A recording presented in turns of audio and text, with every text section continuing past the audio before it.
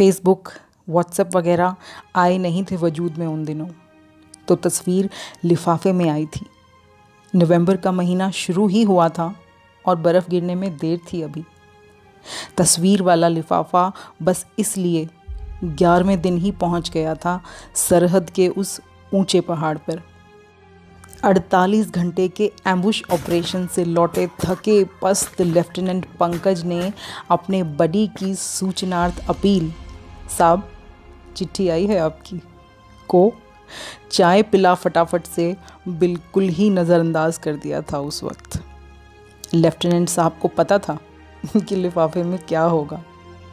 Mummy का phone आया था अभी 2 हफ्ते पहले ही, तो वही टिपिकल मम्मी टाइप, लड़की पसंद कर ली है हमने, फ़ोटो भेज रहे हैं वाला फ़ोन, जिसमें मुझे अभी शादी नहीं करनी है मम्मी जैसे बेटे टाइप दलीलों का कोई अस्तित्व नहीं रहता। 2 रातों की ठिठुरती सर्दी में बैठे एम्बुश से अकड़ आए जिस्म का इलाज हमेशा की तरह 1 गिलास चाय और 1 बाल्टी गर्म पानी स्नान से ही था। बंकर के एक दूजे कोने में पत्थरों को बिछाकर तनिक ऊंचे कर दिए फर्श पर बाल्टी से गर्म पानी का असीम स्नान सुख प्राप्त कर लेने के पश्चात अपने स्लीपिंग बैग के अंदर घुसकर नींद आने से ठीक लम्हा भर पहले पंकज ने लिफाफा खोल लिया। बूम! जैसे दुश्मनों का गोला बंकर की छत तोड़ता हुआ सीधा लेफ्टिनेंट साहब के स्लीपिंग बैग पर ही आ गिरा था।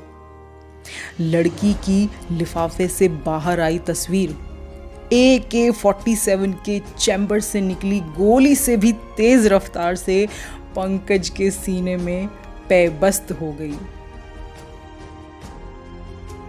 कैसी तो भेदती सी आंखें थी। तस्वीर जैसे तनिक रौद्र मुद्रा में खिंचवाई गई थी, लेकिन चेहरे की खूबसूरती का रौब अनायास ही उस सीले सीले पत्थरों वाले बंकर में जैसे हौले हौले तपिश भरने लगा था। लेफ्टिनेंट साहब की नींद अब आंखों से दूर जाने कौन सी नगरी के गश्त पर निकल चुकी थी और साहब की आंखें तस्वीर से मम्मी की चिट्ठी तक चहल कदमी कर रही थी। मोबाइल नंबर भी दिया था प्यारी दुलारी मम्मी जी ने, एक बार बात कर लेना लड़की से की हिदायत के साथ। फ़ोन करने न करने की तमाम कश्मकश में शाम ढलाई थी जब लेफ्टिनेंट साहब ने सैकड़ों बार ओपनिंग लाइंस को रिहर्स करने के बाद आखिरकार प्यारी दुलारी मम्मी जी द्वारा प्रदान किया गया वो मोबाइल नंबर डायल कर ही दिया। बंकर का एक एक पत्थर जैसे सीने में धाड़ धाड़ बजती धड़कनों के संग कदम ताल कर रहा था। उस जानिब से मोबाइल पर एक मधुर हेलो निकला और इस जानिब लेफ्टिनेंट साहब के रिहर्स किए हुए डायलॉग्स अचानक से भगोड़े घोषित हो गए। हड़बड़ाहट में बेचारे लेफ्टिनेंट साहब बस इतना ही बोल पाए, hello Neha, this is lieutenant Pankaj मेरा, इंडियन आर्मी।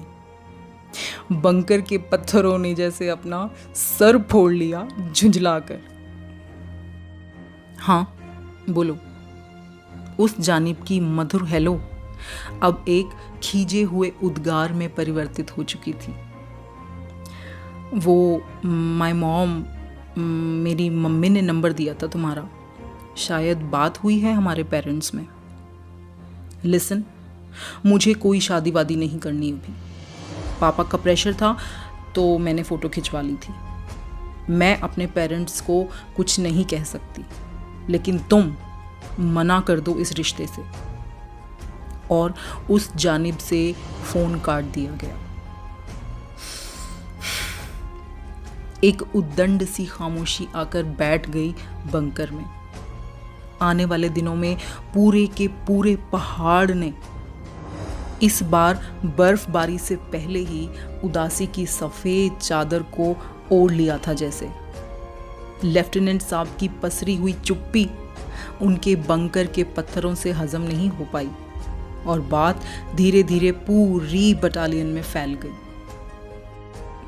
कमांडिंग ऑफिसर का हुक्म जारी हुआ सीनियर कैप्टन्स और मेजर्स को कि मामले की छानबीन की जाए। What the hell is wrong with the boy? महज तस्वीर देखकर उस छोटे से बंकर में पैदा हुई मोहब्बत की कहानी अब पूरी बटालियन का मिशन बन चुकी थी।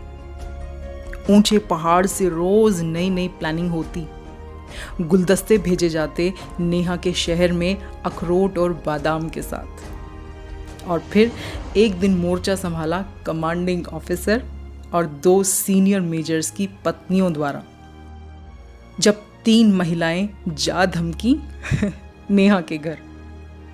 नेहा के पास कोई विकल्प ही नहीं था सिवाय सरेंडर करने की। दिवाली आई उस साल की, संग संग नेहा की हाँ लिए।